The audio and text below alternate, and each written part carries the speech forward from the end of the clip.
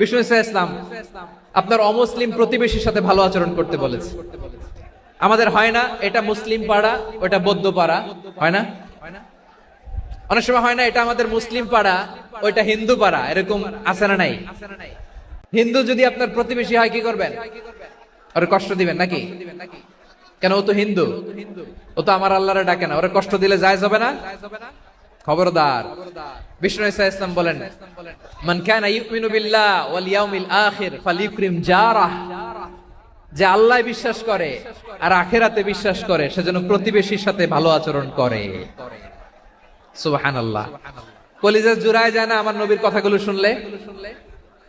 যে আল্লাহ বিশ্বাস করে, যে আখিরাতে বিশ্বাস করে সে যেন প্রতিবেশীর সাথে ভালো আচরণ করে। এখানে বলছে মুসলিম প্রতিবেশী বলছে,